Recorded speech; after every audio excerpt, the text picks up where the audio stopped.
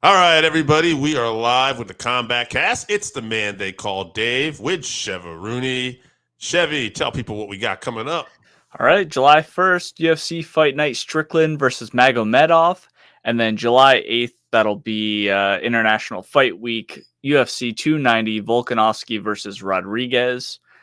Looking forward to that entire card. It's going to be a barn burner for sure. Then July 15th, UFC Fight Night, Holm versus Silva. Holly Holm gets another main event. Oh, nice. Holly Holm. Yeah. Yep.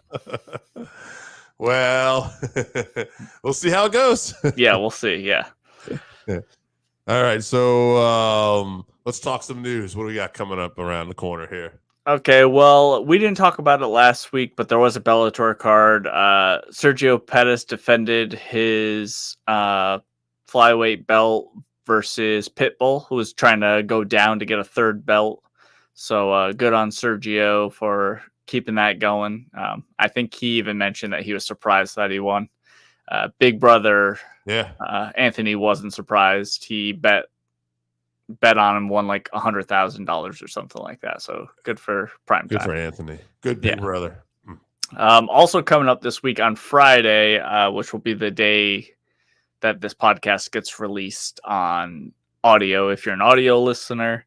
PFL 2023 season continues with lightweights and welterweights. Card will be headlined by UFC alumni OAM Olivia Auburn-Mercier, and then also another former UFC guy, Shane Burgos, who we're big on.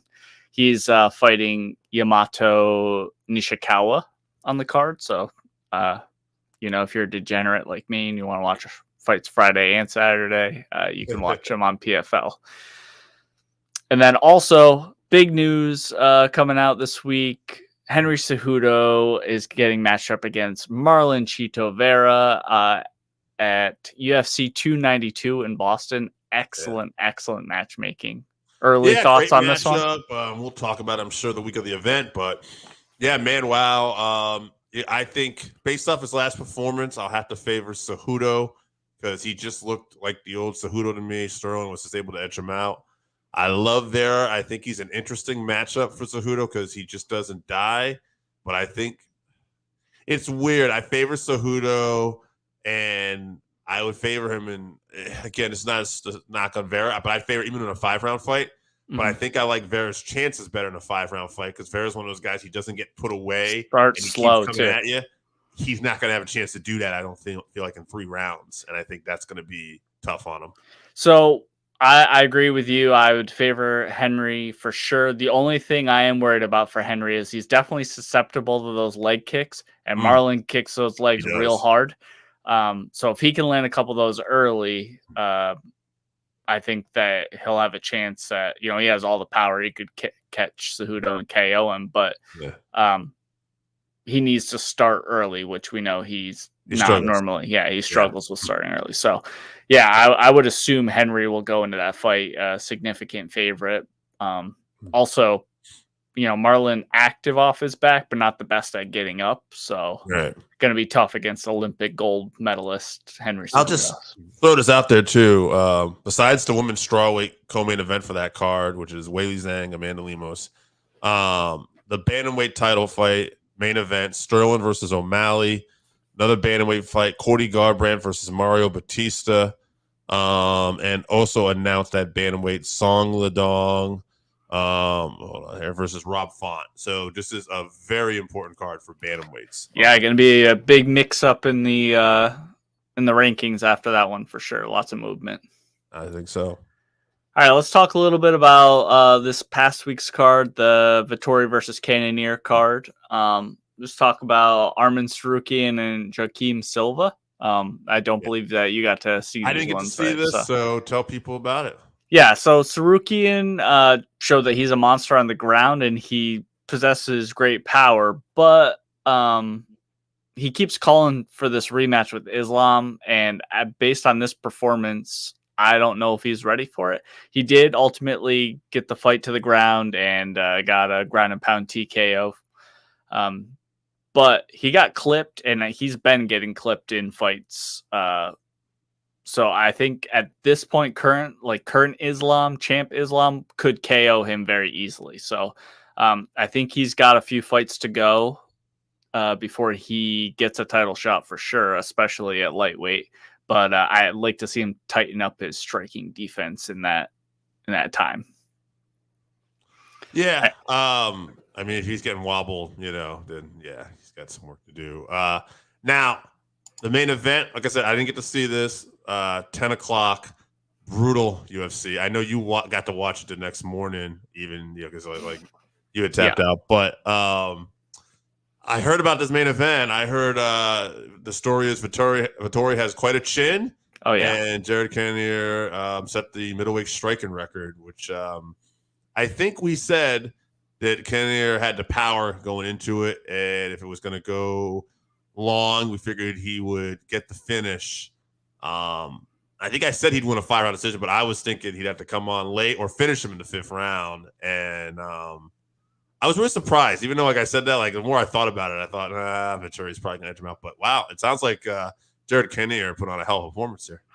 Yeah, I thought if it was going to go to decision, I gave it to Marvin because I wrongly thought that Jared would get frustrated with Vettori's amazing chin and durability and would end up getting hurt himself and tire out. But no, he did get wobbled. It was back and forth for a while, but yeah, Jared was really just the more active fighter. He showed at 39 he's not done. He still can make a run for the title. And he made the better adjustments during the fight to get the victory. Marvin, takes a good beating for sure. He still has to round out those skills. He's still young. He's not even 30 yet, I don't think. So he still has some time, but he's not quite at that level. He needs to work on rounding out his game so he's able to make different adjustments. He kind of was just showing Jared the same looks the whole time. So, but amazing feat from Jared. He was very proud of himself afterwards for getting that record because he was so inactive against Izzy in his title shot. So very happy with himself. And then shout out to Marvin for, I think he's top 3 toughest guys in the UFC, just durability wise, amazing chin. Yeah. And I'd like to, I like the guy. I'd like to see him, continue to grow, get better, and be a champ someday. So 2 things about Marvin before we move on. But he had a picture of himself the day after, and he's already healing amazingly. And there was a joking that like he's the Italian Wolverine now. But there was a comment I had asked what's next for people on for Jared Cannonier on TikTok, and a fan actually had commented about Marvin. But I thought it was interesting. First off, the guy's name's Dave Matthews, so shout out TMB. Yeah. Dave Matthew Slade said Marvin is a warrior, but I saw someone say next fight is going to be the fight that breaks the chin, like what happened to Tony. So I don't know if that's the case, but I think that will be interesting to see, being how much punishment that Marvin did take. I mean, you never know. Like that chin does have to go at some point. Or he could be like Max Holloway and have the vibranium chin and never get knocked out. So at some point, well, we'll see what happens with Max too. But you're right. Yeah, I saw something too. This is totally related about like best chins in the UFC, and somebody had like Nate Diaz was like the one they were voting as like the top favorite, and I like Nate, and Nate's got a strong chin.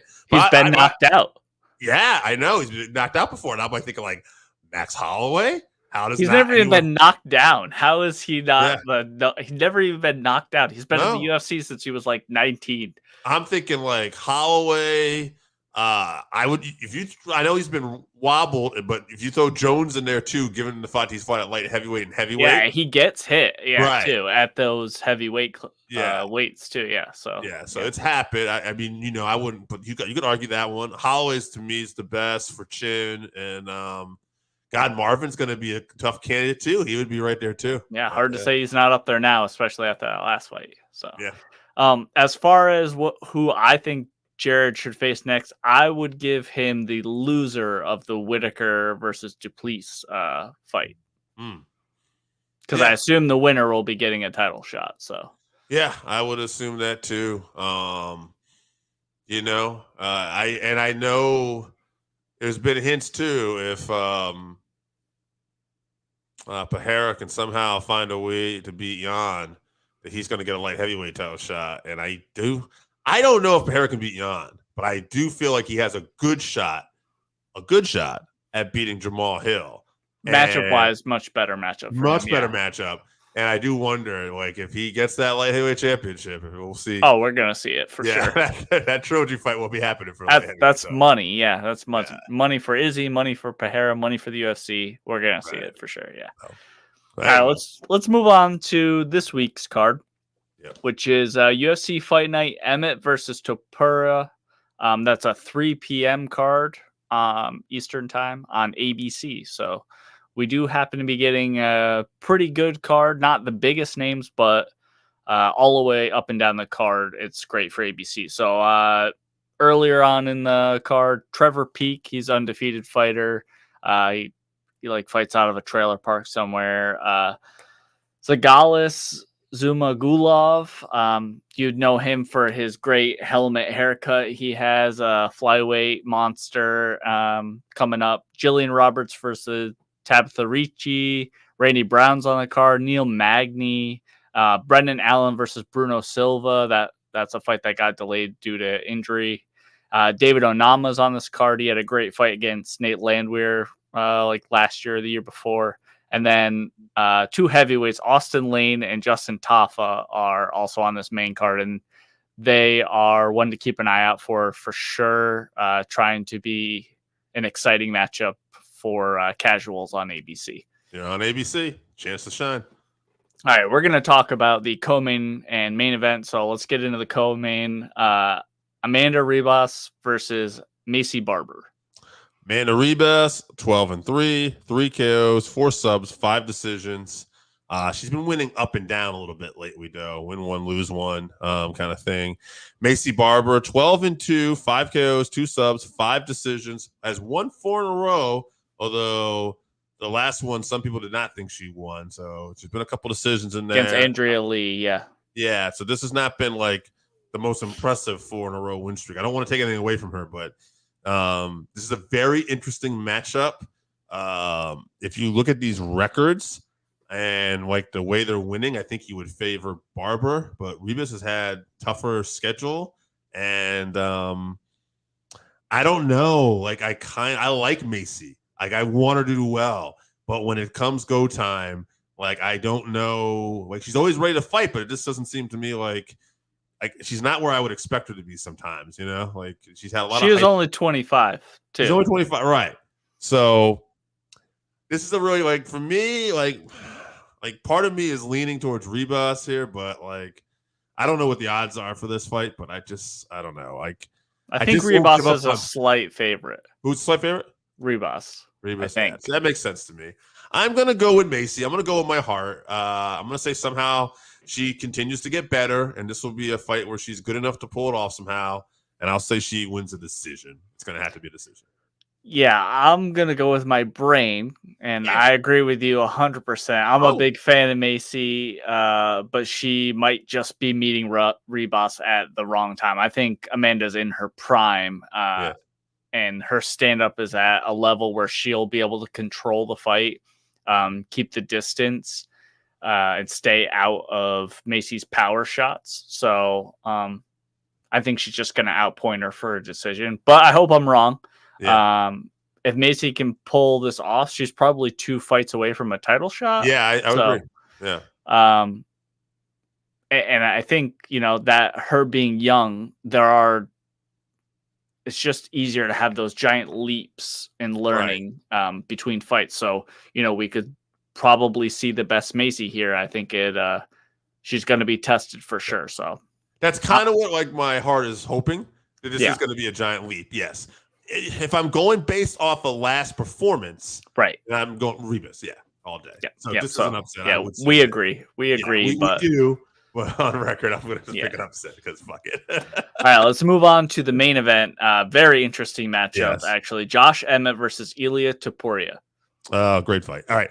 Emmett is 18-3, 6 KOs, 2 subs, 10 decisions, and he's won 5 of his last 6 fights. Don't let those 10 decisions fool you. This guy's got power and will knock you out cold. We've seen him do it. Eli, he's 13-0. He's got 4 KOs, 8 subs, 1 decision, 4 finishes in a row. And this is what I like here, too. 2 performance bonuses in a row for those finishes. And when I go over this record, I say 8 subs as he's more submission guys. But of those 4 KOs, 3 of them are in his last 4 fights. So this guy is starting to really put his hands together. And that sub was over undefeated super black belt Bryce Mitchell as well. Right. So this is a bad dude. He's got a lot of potential. He's fought at lightweight before too, but featherweight's his home. I think this guy's a superstar. I think he's a problem. I think he's getting better and better. And when we see him too, and I like Emmett, it's a dangerous matchup because it's the toughest matchup he's had. And that's no disrespect. That's just the way it is. I see it anyway. But yeah, I got you at Topuria all day. It's a 5-round fight. We might, hey, if Emmett gets this to the later rounds, that'll be interesting because we haven't seen Topuria in those championship rounds yet. So I will say that. But even though Emmett's tough and can hang in there, I'm gonna say Topuria gets it done in 3 rounds. I'll say it's a submission. Yeah, we're very aligned. It's funny because I thought for sure when I was looking at this that you were going to pick Josh Emmit. So it's interesting that we're both going to go with Topuria here. I have to pick him. He has great stand-up, but his ground game is elite, and we haven't seen Josh versus any grapplers of his caliber yet. But like you said, we haven't seen Topuria in championship rounds. We know Josh is going to have the gas tank to go all 5 for sure. I think if he's going to win, he needs to knock Topuria out and early, not let Topuria grind on him. He's too good at mixing in the takedowns with his stand-up, and that's going to grind him down. So I think he grinds him down until he gets a sub, and I'll say round 4. Round 4? Yeah. Yeah, so I think that it's very possible he is getting in these championship rounds. And like I said, I think he'll get him out in 3, but I kind of hope I'm wrong on that. I am hoping to see this fight go at least into round 4, into the middle or the late round 4, just because it's another level to see Topuria work too, to see where he is. I think we're going to see a war. This is definitely worthy of being a main event on an ABC card for sure. Not the biggest names, but skill-wise and matchup-wise, I think the fans are going to get a show.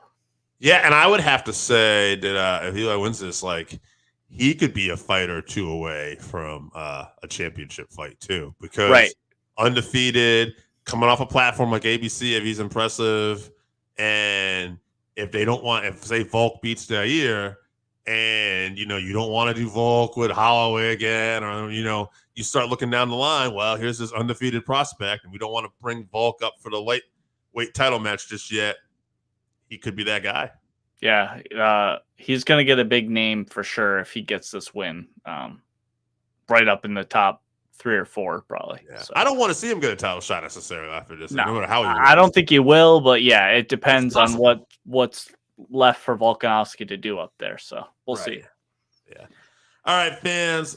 Chevy, let's tell people what we got coming up one more time. July 1st, UFC Fight Night, Strickland versus Magomedov. July 8th, UFC 290, Volkanovski versus Rodriguez for International Fight Week.